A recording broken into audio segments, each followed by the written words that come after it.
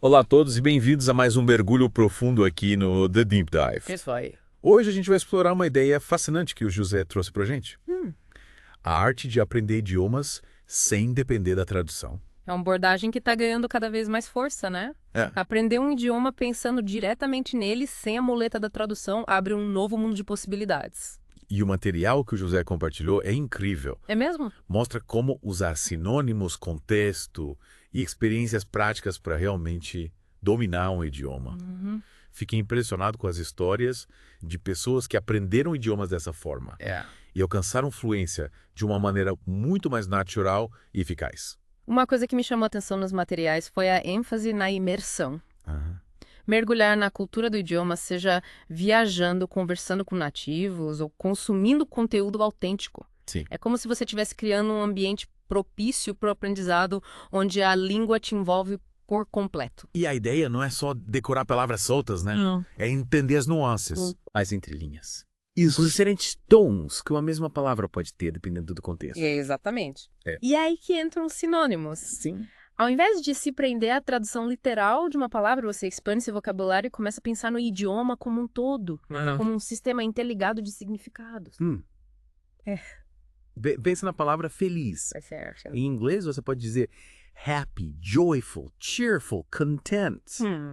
Cada uma com uma sutileza, uma conotação diferente. Isso. É como se você estivesse pintando um quadro com uma paleta de cores mais rica, mais vibrante. E essa riqueza de vocabulário te permite expressar ideias com mais precisão e naturalidade. Sim. Você se torna mais confiante, mais articulado, mais capaz de se conectar com a cultura do idioma que você está aprendendo. Ima, me corrija se eu estiver errado. Mas parece que essa abordagem também acelera o processo de aprendizado, né? Sim. Você não fica preso à tradução que te permite assimilar a estrutura da língua de forma mais intuitiva. Sem dúvida. É como aprender a andar de bicicleta. No começo você pensa em cada movimento, em cada pedalada. Mas com o tempo o processo se torna automático, intuitivo. Você simplesmente anda de bicicleta sem precisar pensar em cada passo. Faz todo sentido. É, E nos materiais que o José enviou, ele fala sobre a mentalidade fluente. isso. Você poderia explicar melhor esse conceito? Claro, a mentalidade fluente é a capacidade de pensar diretamente no idioma que você está aprendendo sem passar pela tradução mental. É como se você estivesse mudando o chip do seu cérebro, reprogramando para processar a nova língua de forma natural e espontânea. Mas como se chega a esse ponto? É possível desligar completamente o tradutor mental, principalmente no início do aprendizado. É um processo gradual que exige prática e persistência. No começo, é natural recorrer à tradução para entender o significado das palavras e frases. Mas à medida que você se expõe ao idioma, que você pratica a escuta, fala a leitura e a escrita, o tradutor mental vai te tornando cada vez menos necessária. Então a chave é a imersão, a prática constante, o contato diário com o idioma. Isso.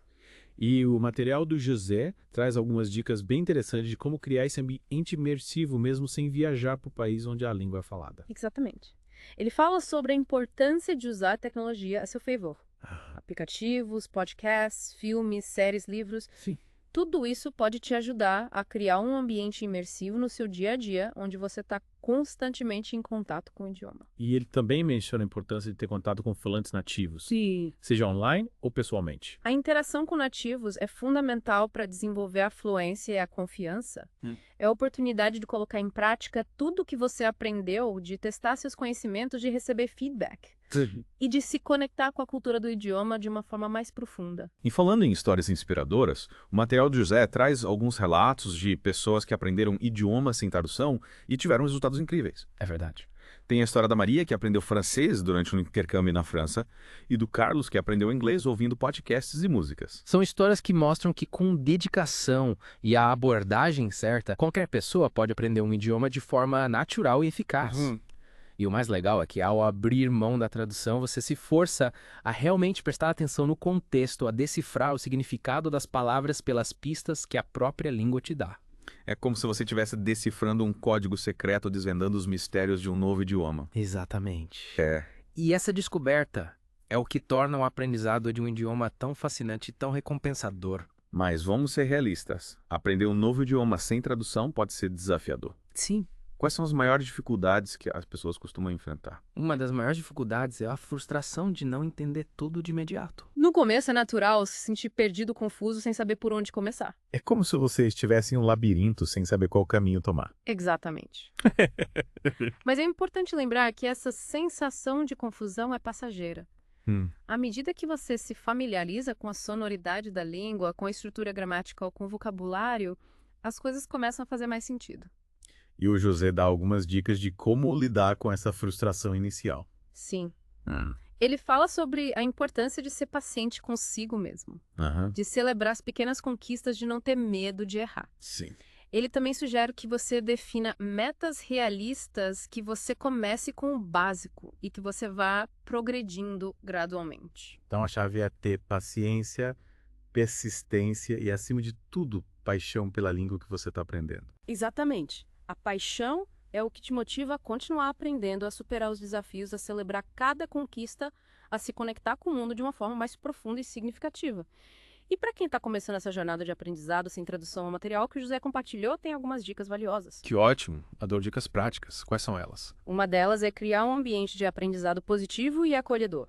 Aprender um novo idioma pode ser desafiador, então é fundamental se sentir confortável para experimentar, errar e aprender com os erros. Lembra que o José mencionou a importância de ter uma rede de apoio, né? Sim. Amigos, familiares, professores. Pessoas que te incentivem e te ajudem a superar as dificuldades. Exatamente. Ter um professor que te encoraja a falar, que te corrige com paciência, que te mostra que errar faz parte do processo, é fundamental.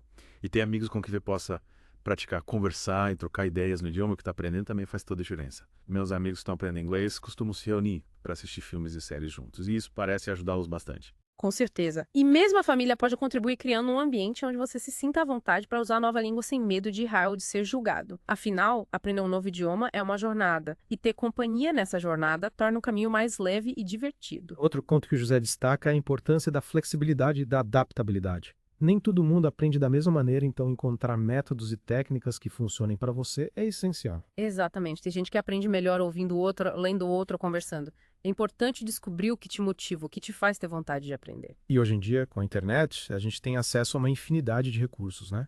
Podcasts, músicas, filmes, livros, aplicativos, jogos. É verdade. O importante é encontrar atividades que te engajem, que te façam querer continuar aprendendo. E não tenha medo de experimentar diferentes métodos. Se algo não estiver funcionando, mude de estratégia, adapte o método às suas necessidades. Uma coisa que me ajudou muito quando eu estava aprendendo espanhol foi usar flashcards, com imagens e exemplos de uso das palavras em frases.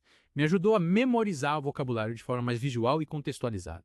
Essa é uma ótima técnica. E o José também menciona a técnica do shadowing, que consiste em basicamente acompanhar um áudio ou vídeo na língua que você está aprendendo, repetindo tudo o que é dito, tentando imitar a pronúncia e a entonação dos falantes nativos. Já ouvi falar dessa técnica. Parece um exercício bem desafiador, mas imagino que seja muito eficaz para treinar a escuta-fala e até mesmo a compreensão da estrutura da língua. Com certeza.